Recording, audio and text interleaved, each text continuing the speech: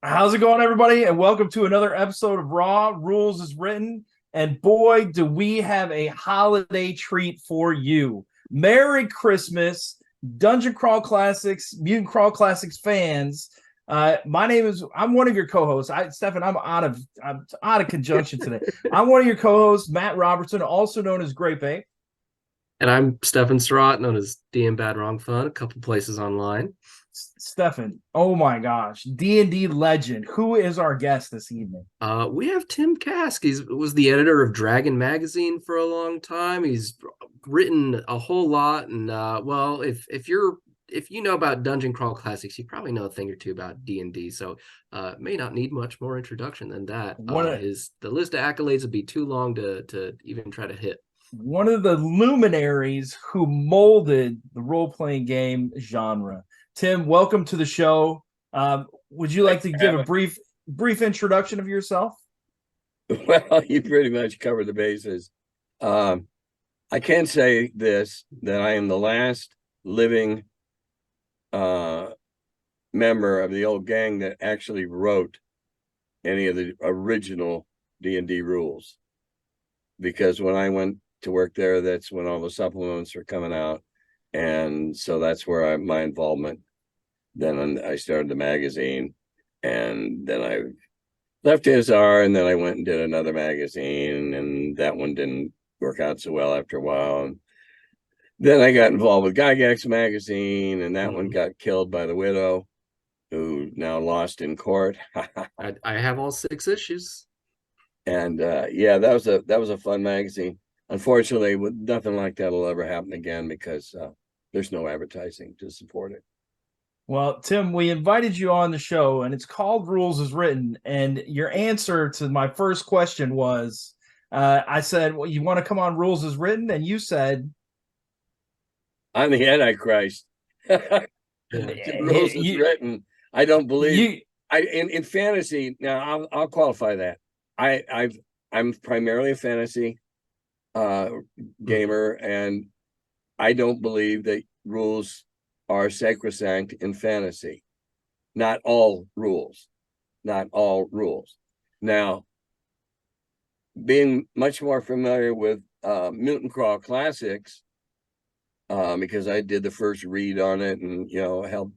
Yeah, and I was involved in it at the very beginning.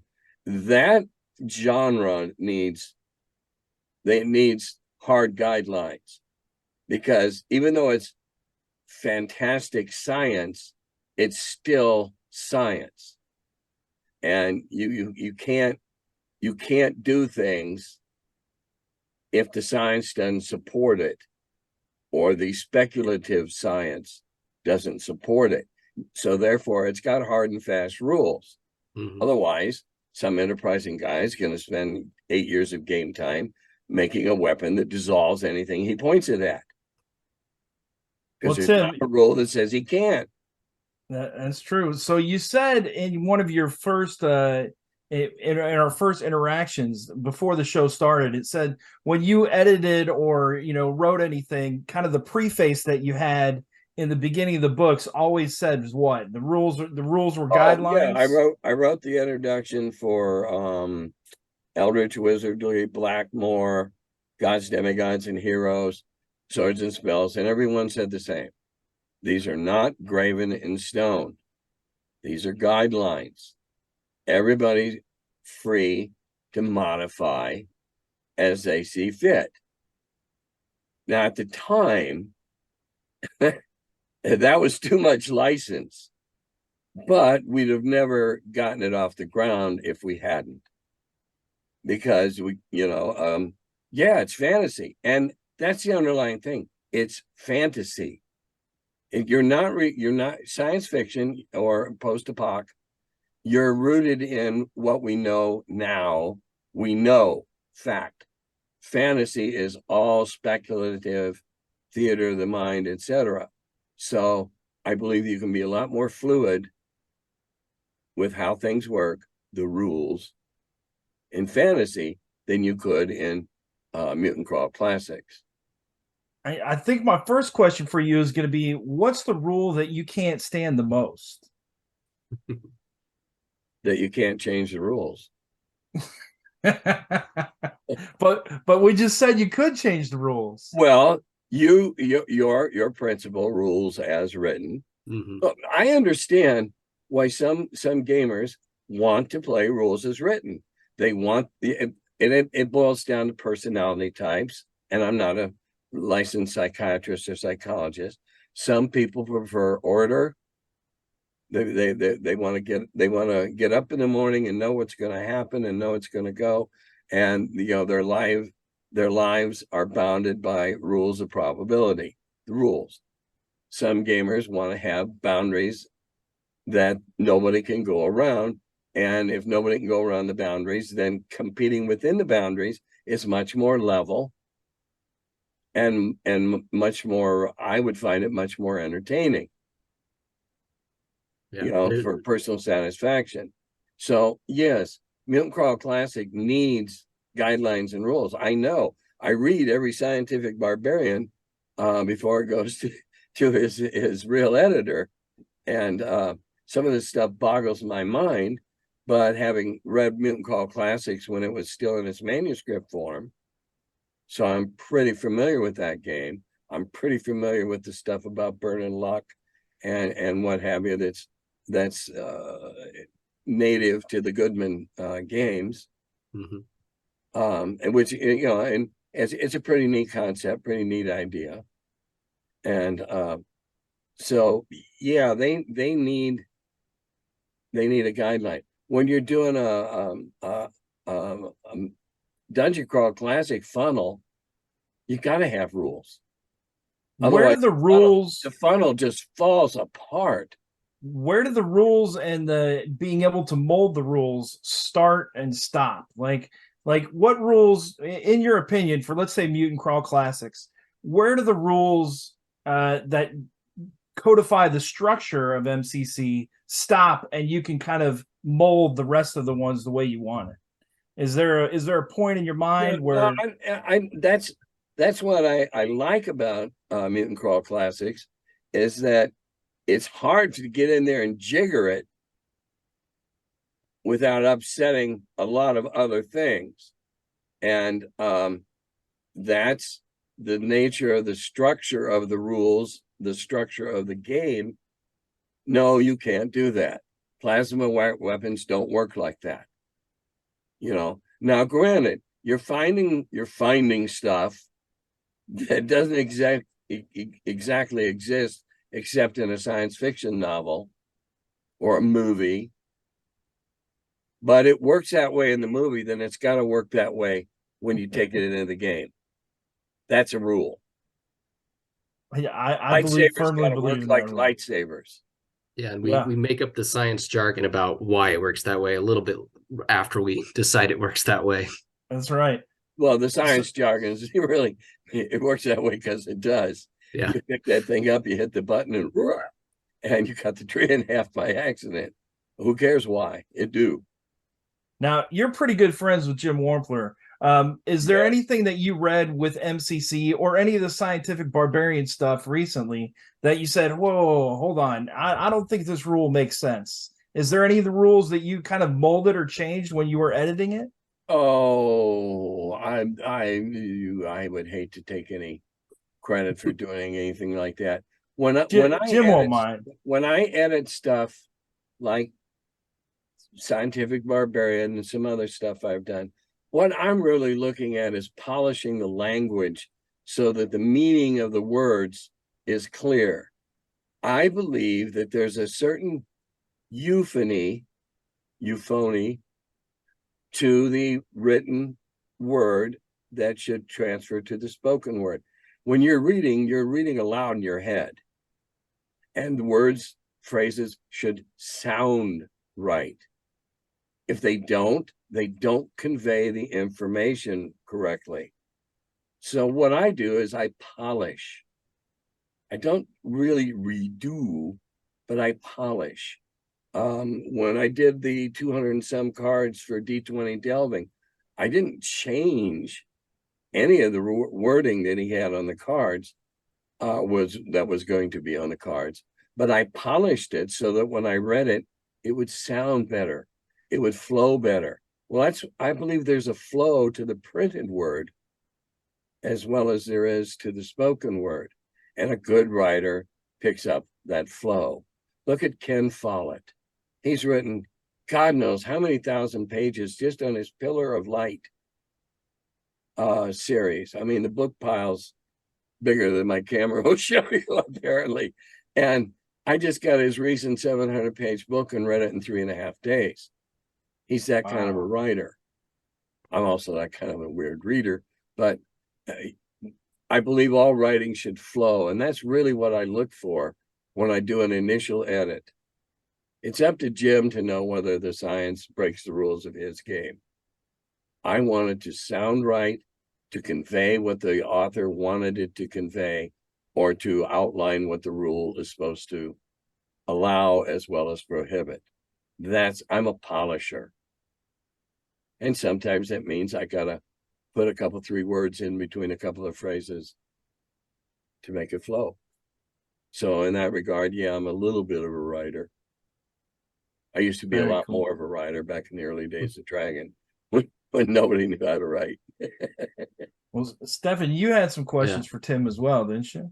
Oh, I was curious about, we've already, some of them, I feel like you've already explained yourself, even if we didn't directly ask about it. But I was curious about what you think about the MCC mechanics like luck and glow burn, where you're hurting your stats and rolling for mutation checks. And well, MCC doesn't have mighty deeds, but DCC mighty deeds, because it, how just that compared to what you worked with for a lot of years, and the countless convention and home games where you're running D&D.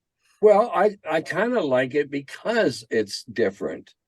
The luck burn,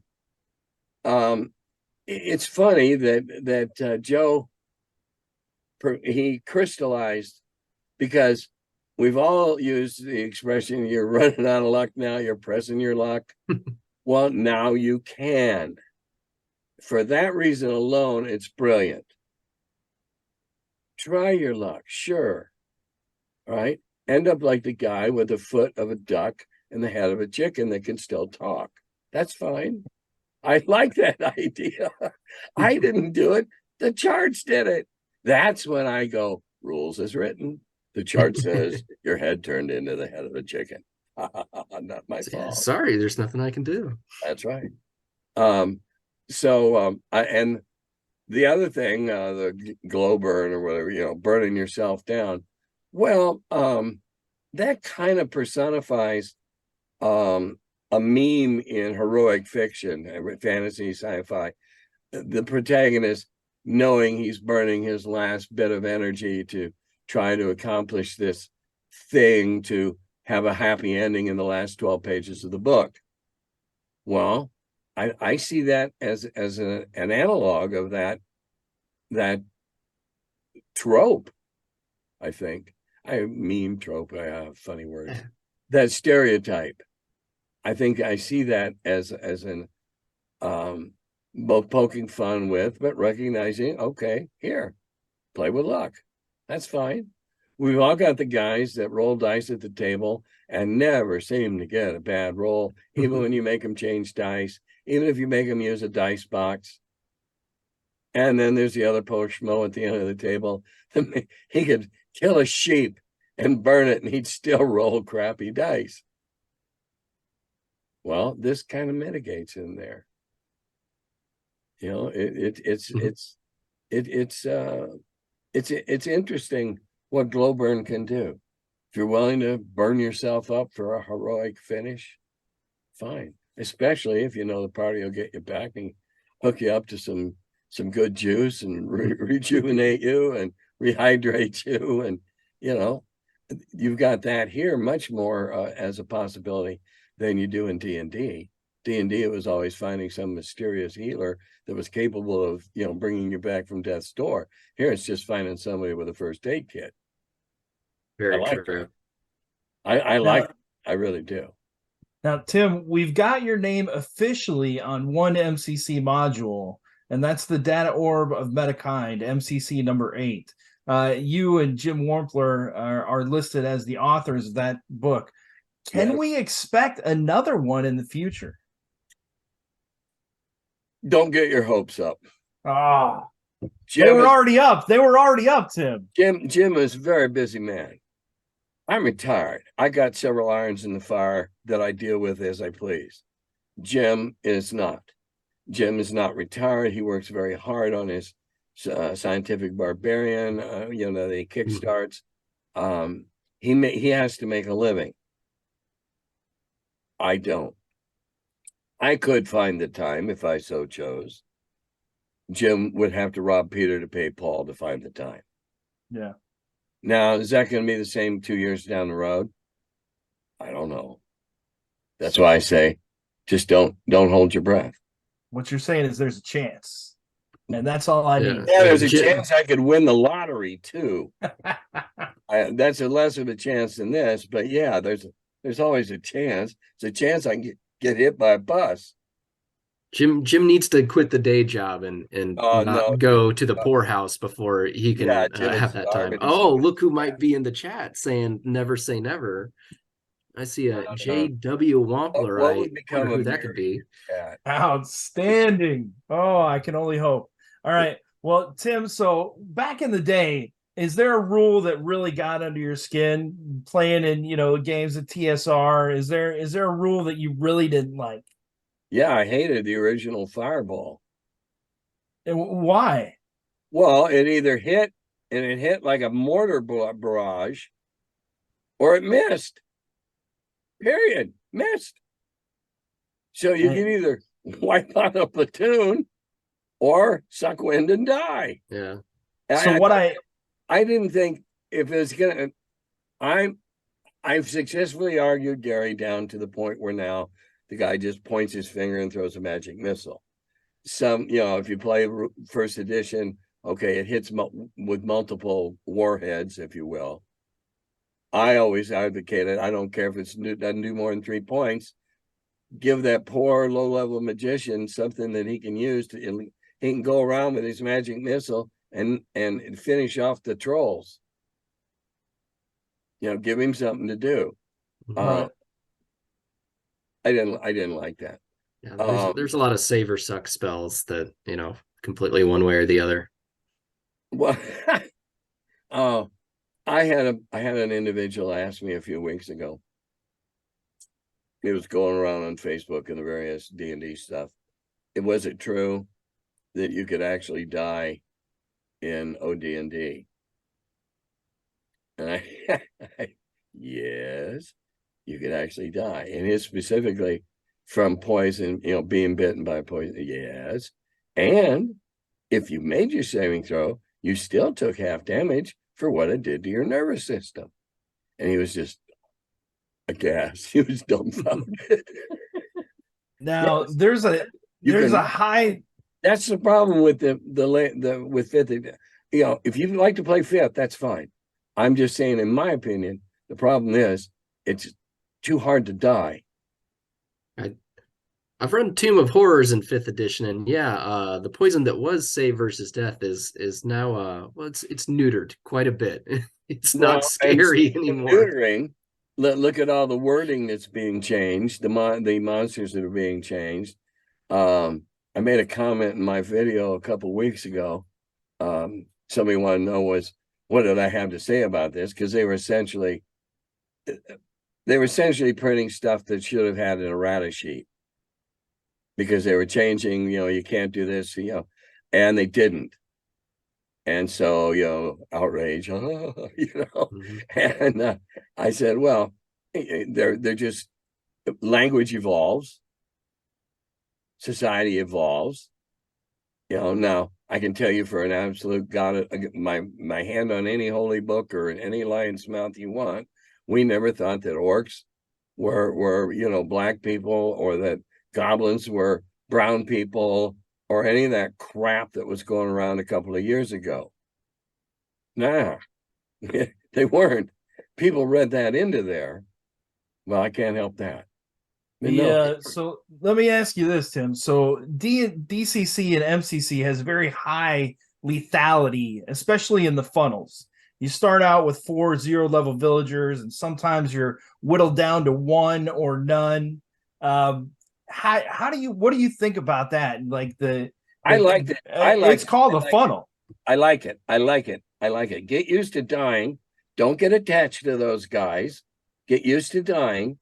Unlike some people who play other role-playing games and get so wrapped up in their characters that if their character should somehow amazingly die, they suffer real life depression and I mean, come on. It's an imaginary person that doesn't exist outside that sheet of paper in your head. Yeah, so the funnels, yeah, you don't get to love these guys. You don't write backstories for them. If you do, you're wasting your time. Well, and the funnel Good becomes funnel, the you go with 10 or backstory. 12 characters and expect to lose at least half. Yeah, the funnel becomes the backstory, the survival story of that character, those epic stories that are developed from surviving that funnel. The only backs. There's a game in Australia or New Zealand, Duck Quest, and you're only allowed to start with a backstory 3 sentences long. That's it. 3 sentences is all you get. I like that idea. I really do. That's your entire justification. If you got your dad's beat up spear and and the old shield that's been propped in the corner in the barn, you got to get all that shit into 3 sentences. And I love that concept. Backstories are a waste of time. You should be writing the story as you go. The players should be creating the story. The DM's just there to be the editor, or if you want to use cinema, he's just there, not even really to be the director so much as he is, well, unless you're willing to say that the movie is ad lib or whatever, he's just there to guide, and if they're extemporizing, he's there to keep them on the rails. And that's what the DM's there for. But the DM should let them step in the bear trap and lose their foot. Now, Tim, is there a rules that you don't touch? Are there rules that are like taboo to change? Like, for example, dead is dead. Okay. Dead is dead. For example, -5 points. Dead is dead. Well, DCC, we've got up and down the dice chain, so you're not set on a certain dice. You can circumstantially change different dice. The development of the character is pretty structured. You've got this amount of hit points, you've got these amount of abilities, but there's still a little flex there. If you could adapt them for, rules. Are there rules that you find within games that you can't touch this rule or the game won't work? Every game has, I don't care if you're talking about a board game, a video game, if you somehow manage to jigger the program, every game has a rule that if you change it, you screw it up. Every game, every design has a spinal column, or at least a rib in that spinal column, that without it, you can't stand erect. Every game has one. And I'm not trying to brag or anything like that, but there's not a game out there that if I gave it a little bit of study, okay, this one will break the game. This one will break that game. Yeah, you have your core mechanics with everything. Every game can be broken. Every game. That's what the DM's job is, to keep it from being so shattered that you can't put it back together next week. And so how do you find those rules that maintain that stability? Well, don't let magic users carry weapons. All right. The original setup with fighting men, this is what they were called, fighting men, clerics, and magic users. There was a reason, besides Gary's reading about iron and magic not working together well. There was a reason he did that.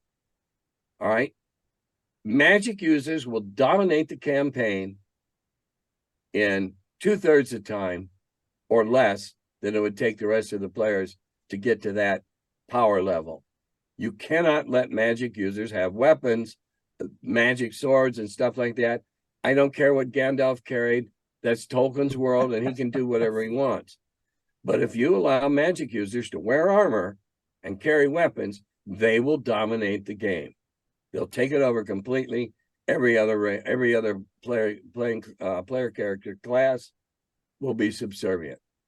You can't break. You can't change that. I think one of the areas where DCC has leveled that playing field is by giving each class an individuality. For like warriors, for example, they have that extra D dice that lets them do amazing feats of might, and that kind of equalizes a little bit of the giant magic that magic users and elves can throw. Well, and it's a good device. And it does balance the scale just a little bit. And I'm all for balance. I don't think any one class should be dominant. However, having said that, there are certain adventures that you'll face, or hopefully somebody will write up, that this is where the cleric shines. This one's where the fighters shine. Finally we get to one where the magic user shine. Yeah. Oh, we got a heist. Who's going to shine here? I wonder. So, pardon me, my throat's getting dry. Can't understand why. Probably because I've been celebrating since December 7th. No, well, when you yammer on and like we do every week, I think we all keep a glass of water nearby. I do this every week on my own show. Yeah, which if folks, you do the Curmudgeon in the Cellar, you got a YouTube channel. Folks just search Tim Kask or Curmudgeon in the Cellar. You'll find it. Find me under Kaskoid, Curmudgeon. Yeah, and you've got like I was just looking a moment ago. You've got like nearly 300 episodes. Oh, I got way more than 300. Those are just the numbered ones. No, I'm serious. I did 20 or 30 before I started numbering them. I started out doing them on Facebook. Then I ported them over. During the pandemic, I probably did another 35 or 40. I was reading stories, children's storybooks, and, doing stuff like that because I had people going, hey, your voice, why don't you? And so I did. I did, I don't know, I was reading Finnish fairy tales, and I was looking for really obscure stuff so I could have fun with it. I did some Andy Rooney rants during the lockdown. I'm probably closer to 350 videos now. Wow. Yeah. So if anyone's seeking at least 325 seemingly countless pearls of wisdom, or maybe not wisdom, pearls of something. My clam bed's drying up. Yeah. Head over to YouTube. You'll find plenty. Overfishing.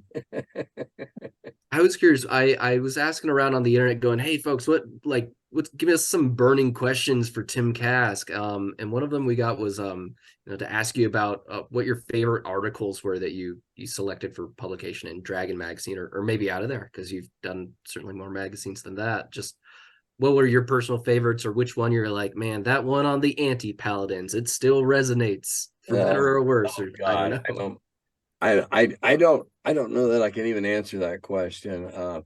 Geez, Pete, you're looking at 50 years ago. I'd like to say all the ones I wrote. If this long, they got to be good articles to be remembered. Well, they do.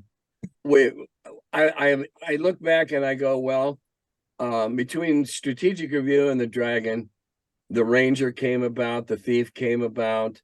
And there's another that's now a pretty prevalent player class. Bard, maybe? Yeah. Or Berserker or Barbarian. Well, the Bard came out there, and then we solidified the Bard in one of the supplements with the 12th levels and all that stuff, and made it terribly complex, but it was Gary's doing, and he was taking it straight out of history, or what we know about the bards and all their ranks and all that stuff. I think the Bard, the first edition Bard, was one of the least appreciated, most overlooked characters there was, because to become a Bard, you had to get like 5th level as fighter, and you had to be like 3rd level as a thief, and only then could you become a Bard in training.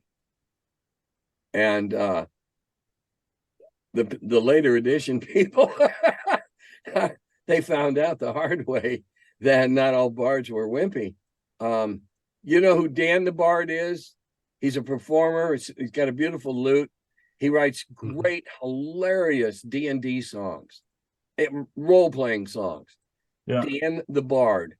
And he does one about band camp, except it's called Bard Camp. Oh. And the second edition Bard picked a fight with the first edition Bard, not knowing they got to use weapons. It was bad. It was ugly, and it was hilarious. But the Bard was a really valuable NPC. Now, Oh, Jim is saying in chat that it's probably the bulette from Dragon 1. Is it pronounced bulette or bullet or Bulette? bulette? I printed the publication in the magazine, and I've listened to the dim-witted people. I remember I can't swear. I haven't sworn, have I? No, I mean you have. I have. You have. just one little slip. Yeah, Maybe. don't worry. Yeah. Well, if it's only one, wow. Are you getting a filtered job? Yeah, the bulette was weird. Back in those days when you ran an ad, you had to get a negative of the ad, so that because we photo offset, you had to have a negative of the ad to be able to print it. And I had a half-page ad, got lost. And well, no, it didn't get lost, it got damaged. And so I'm getting ready to go to press. I go to press on Monday, and I'm missing a half page. And I plan to start the creature features the next month with the Arbogast or whatever that horrible thing was. And so I had to go home. So I got a hold of Dave Sutherland. I said, Dave, the bullet, that's what it was called around the shop, that little figure.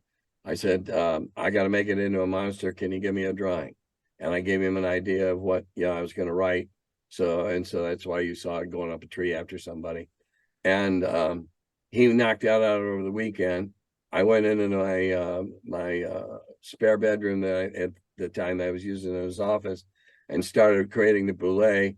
And Saturday Night Live was on TV, and Candy Graham, Land Shark, boo, there it was. And you needed something to eat those dwarven ponies that people were taking underground, right? Yeah. Oh, that was that. Yeah. There used to be waves of things that happened in the market. Well, I don't know if you call it in the market, in the fandom, whatever, but that was something. Somebody in a fanzine said, well, the dwarves developed ponies. They found out about the ponies that are used in the Welsh mines. And they thought, well, then they can see underground and everything. So all of a sudden, everybody and their brothers either breeding ponies or they got ponies. And so I thought, okay, we need a leveler. So I decided at that time, that they liked dwarven ponies. Ha ha ha. Two things at once. Got it. They dug hobbits out of the ground, and they liked dwarven ponies. Because the game was being overrun by hobbits. Everybody was a halfling. Now, Timmy, let me ask you this. So we've got Mutant Crawl Classics, and the Goodman Games policy is that the main rules will never change. The core rules will always be the same, so you always have the same edition. Now, you've got tons of experience going from different edition to different edition.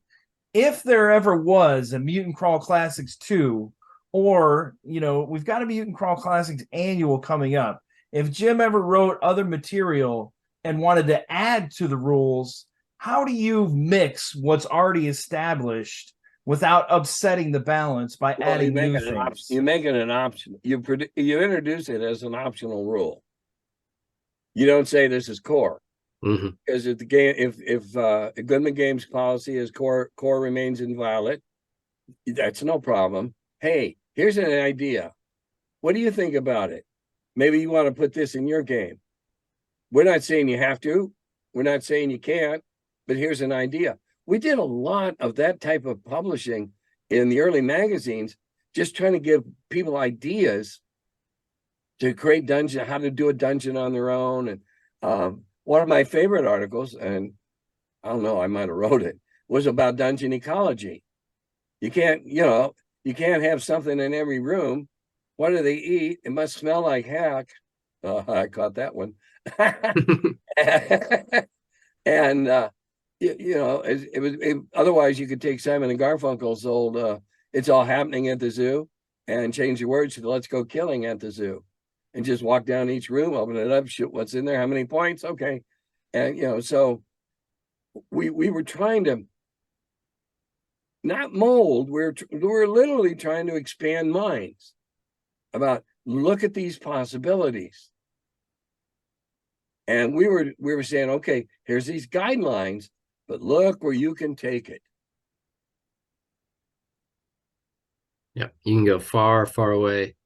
And that's what we did. I printed fiction in the early Dragon, mainly we were telling everybody, read books, steal ideas, make them your own.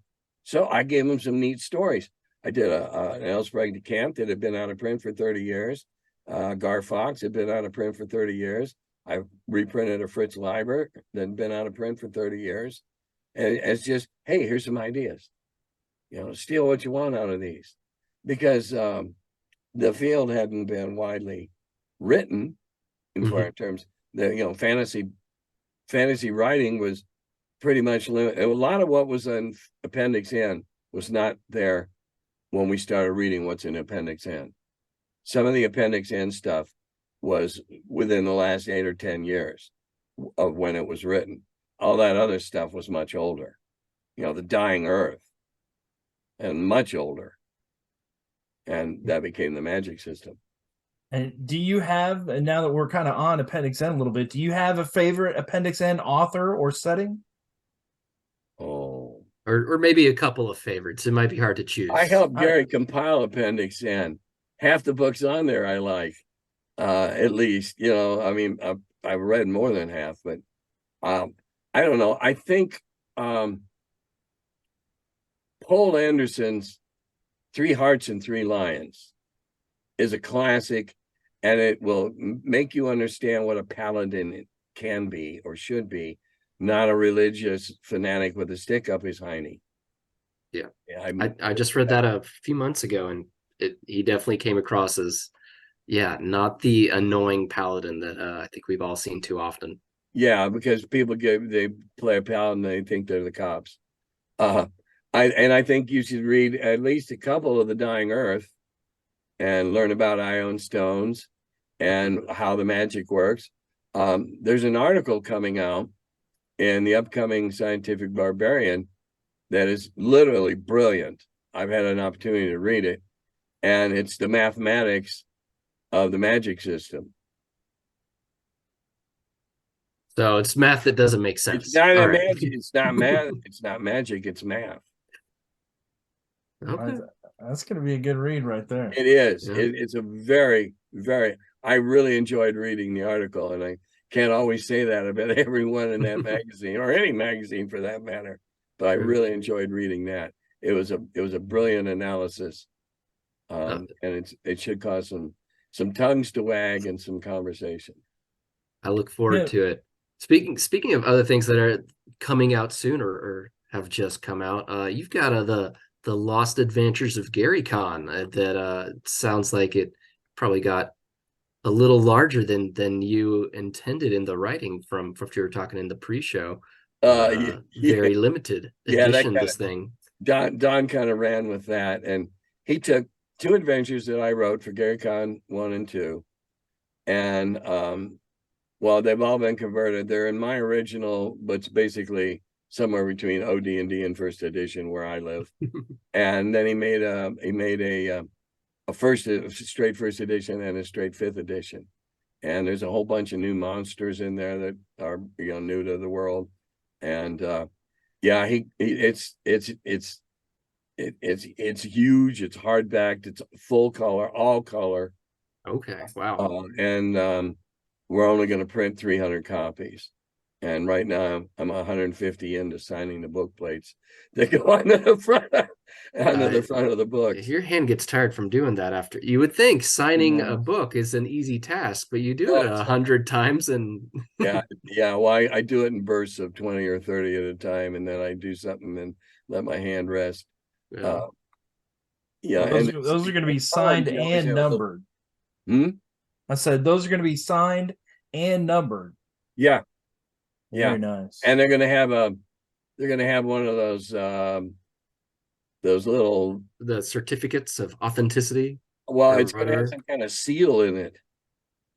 I think it's gonna have some little thing glued into it that's, iridescent, and Okay. I don't know. I'm not the publisher. I just, So yeah, these two are out. Finally, it looks like Curse of the Weaver Queen is coming out from Old Guard Games.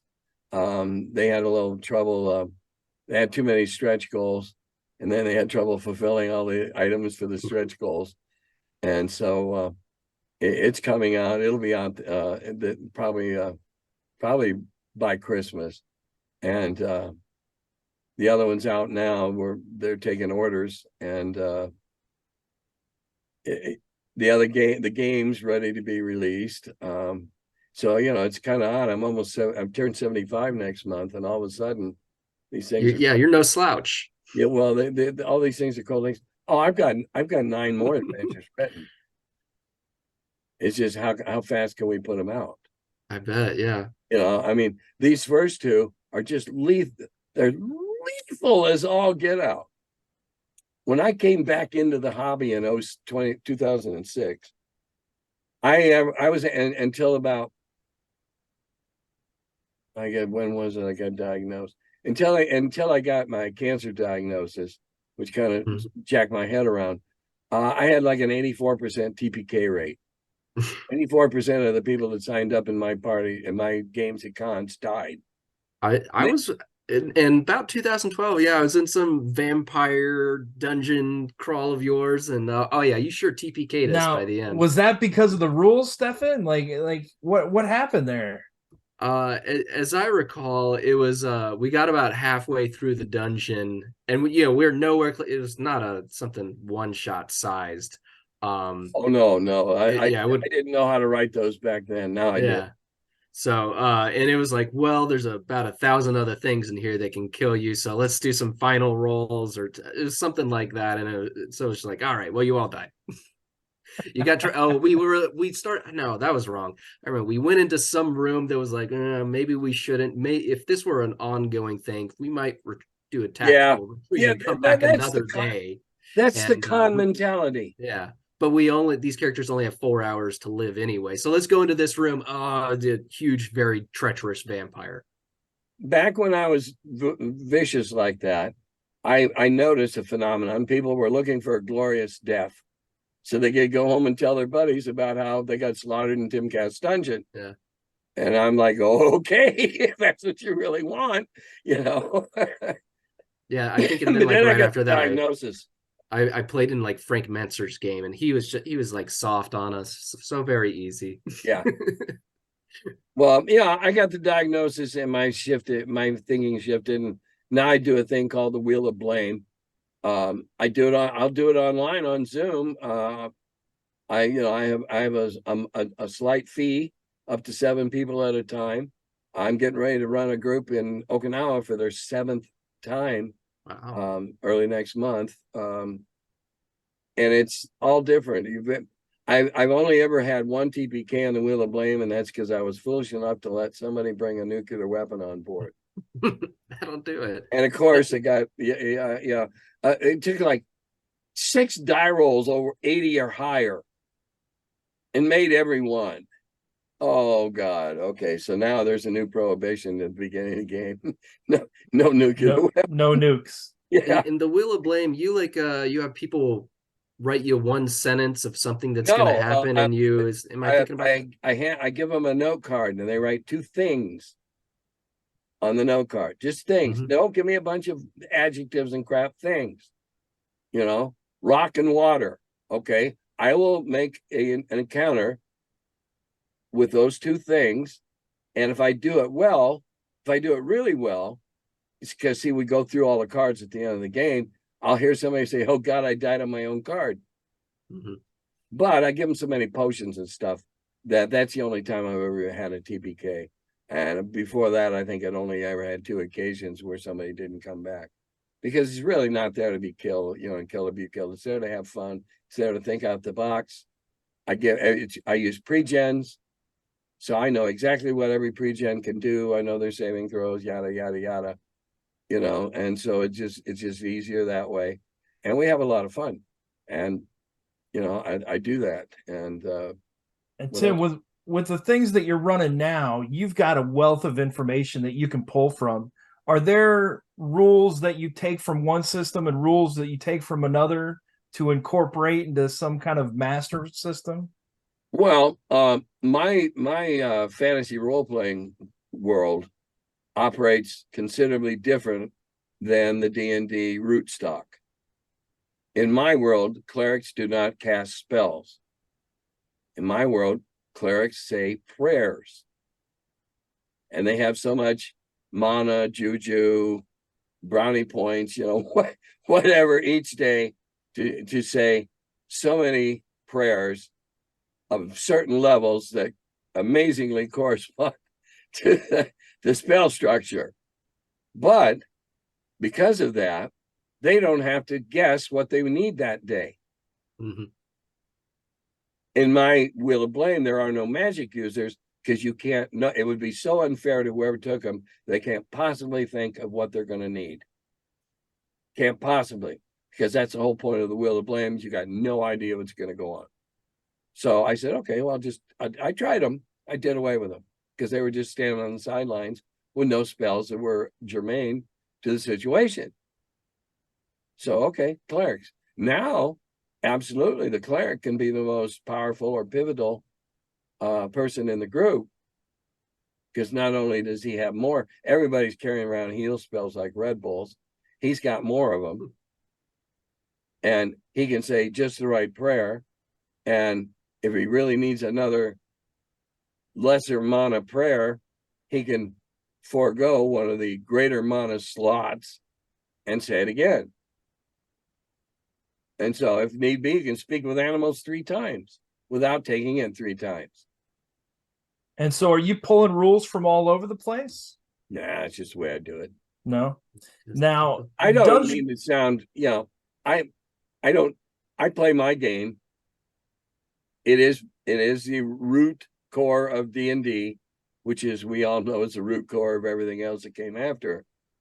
And if I get an idea, I might just decide to use that idea. Maybe that game, maybe I'll, the Wheel of Blame changes so much. I don't have to worry about continuity. But it's like, it's all up in your head. It's not written down. It's just whatever you're doing. Well, the rules are pretty much, what the D&D that I mentioned earlier. But I meant the details of it. Yeah. I only do it because I can do it ad lib. I get bored as hell. And I'm going to have to do that next year. I'm going to have to run a couple of the adventures that have been published. Those I find horribly boring because I already know what's likely to happen. In the Wheel of Blame, I don't know what's going to happen, let alone the players. So, and it's a different preference. I like the loosey-goosey. I don't know what's going to happen.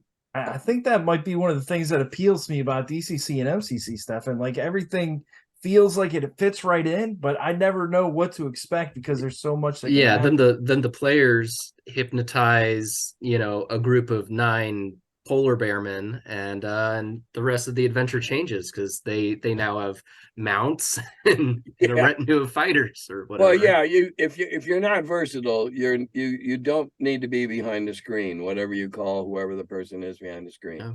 You got to be able to fly by the seat of your pants or your skirt. I didn't get a laugh on that. Okay. Still not getting one. Anyway, you have to be the most flexible person at the table. And if you are, everybody will go away and have fun, and they'll come back next time. And when I get asked, and I get asked again and again, how do I know if I'm a good DM? How do I know if I'm doing it right? If your players come back next week, you're doing it right. There is no right. Oh, 6 months later, you find out you were doing a rule a little wrong. So what? Were there smiles at the table? A little wrong. That's the way your world works. Now, Tim, DCC and MCC are pretty compatible with each other. Yeah. If you were gonna Oddly enough, why is that? Gee, maybe because one of the same people worked on both of them. Maybe. And maybe because a lot of the skeleton, the bones of the systems are the same. And so Right. they're very cross-compatible. If you were advising someone on how to be successful interchanging rules with one version with another, how do you mold those two together? Well, I don't advocate for picking up rules wholesale from another system. I'm plenty fine with you see some other system doing something in a certain way. You want to jigger your way of doing it around that's more reflective of that. I got no problem. But just pulling a rule and dropping it in, you don't know but what you just dropped in a backbreaker. Because believe me, there's nobody more ingenious than a group of players trying to outthink you. Right. You're outnumbered. And you can't see anything they could possibly do with this thing that you just dropped in. Somebody will find a way.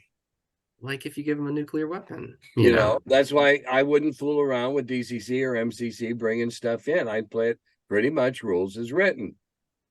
Mainly in DCC, because of the spirit of the game.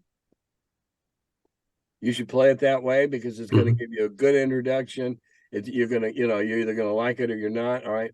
And Mutant Crawl Classics, you've got to have guidelines. You can't, even though it's speculative science, it still has to smell like science. Hence the name of his magazine, The Scientific Barbarian. Okay, it's got to smell like science. So you need that. In fantasy role playing, the only rules you need or whatever you're comfortable with as a DM, and don't piss off the players. Gary was quoted a couple, 3 times. The big secret: we don't sit behind the screen. We don't need a rule book. We can just make it up as we go along. And if you're having fun, what's the harm? You're no different than that old man that sat around the campfire and told the tribal stories. Yeah, there we are. Back to MCC. But we're getting close to the end of our hour here. We're all going to have. I heard you had some special question you were going to ask me. Oh no, I asked it. Oh well, maybe Matt did. I didn't. No, I had a question on my mind, but I lost my train of thought, Stefan. So well, you know what I found? The older you get, the longer you stand on the platform, that train will come back. Yeah. Now, it might be an hour and a half from now when it does you absolutely no good whatsoever. I know. And that's exactly what will happen. Yeah. Trying to remember a name, don't think about it. It'll pop up an hour later when it's irrelevant. Absolutely. Well, I'm curious though, are we the Gygax estate, there's the lawsuit recently, they're able to reprint a bunch of stuff or print for the first time a bunch of stuff. You may not be able to speak to everything if people have asked you, but just curious, hey, are Luke Gygax going, hey Tim, we found this old thing. Are they involving you in any way? If you're allowed to speak. What the Troll Lords are going to reprint is his Castle Zagig and possibly his Dangerous Journeys, Dangerous Adventures. Yeah, Dangerous Journeys, I believe. Dangerous Journey. Personally, I didn't. Gary was evolving into a system that relied solely on traits and skill, and I didn't like that idea at all. And I didn't have occasion to get involved with him while he was writing it anyway, and didn't have wouldn't have said, Gary, yeah, that sucks, Gary. I wouldn't have done it. If the systems are very different than D&D. Very different. So as long as people know that going in and don't expect to find a D&D with a new suit of clothes, they'll be okay. But they're very reliant on, do you have that ability? So that takes out a whole lot of die rolling. And that takes out a whole lot of chance. And I believe in lots of chance in role playing. I do remember what I was going to say, Tim. Back in the day, and even now, when you read rules and stuff like that, how important is playtesting those rules within the system? If you don't play test a game, expect it to sit on the shelves and molder. If it wasn't fun enough for you to play it, why is it going to be fun enough for other folks? Playtesting.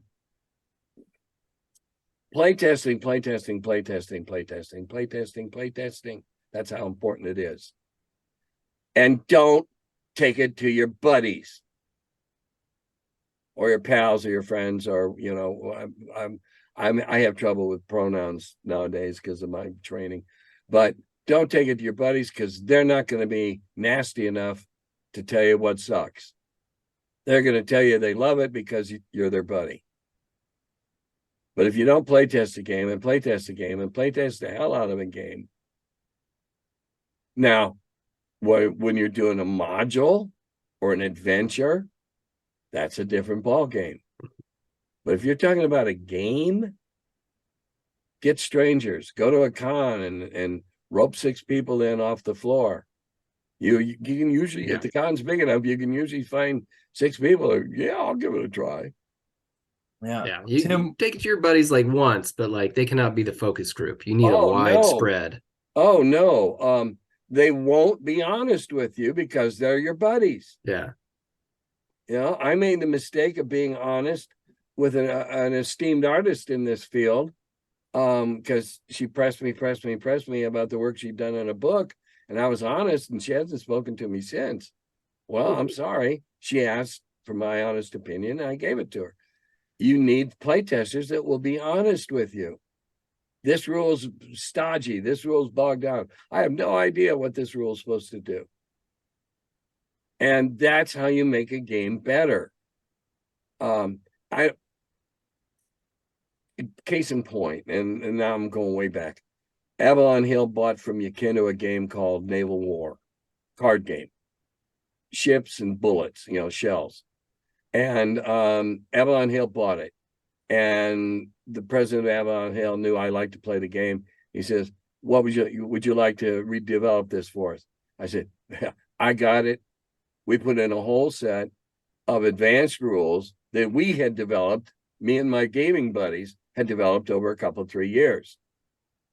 And we put them in after, you can believe every one of those rules was tested before we used it again. Because we were just fooling around trying to expand the game in this way and that way, different things we could do with the game.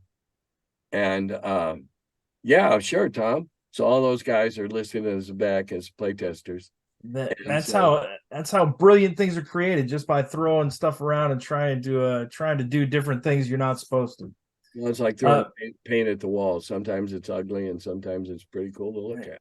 Exactly. Well, Tim, we're reaching the end of our show here, our end of our hour.